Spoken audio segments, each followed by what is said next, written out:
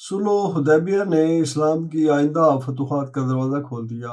हज़रत सल्लल्लाहु अलैहि वसल्लम ने सहाबा से इस मौका पर बैत ली, जो बैत रिज़वान के नाम से मशहूर है। कुरान शरीफ में अल्लाह ताला इस बैत का ज़िक्र करते हुए फरमाता है, यकीनन अल्लाह मोमिनों से राज़ी हो गया जब वो दरख्त के नीचे तेरी बैत कर रहे थे। वो जानता है जो उनके दिलों में था, बस उसने उन पर सकीनत उतारी और उन्हें एक फ़तह करीब अता की। हुज़ूर अकरम सल्लल्लाहु अलैहि वसल्लम ने खैबर के लिए सहाबा किराम को आज़म सफ़र होने का हुक्म दिया।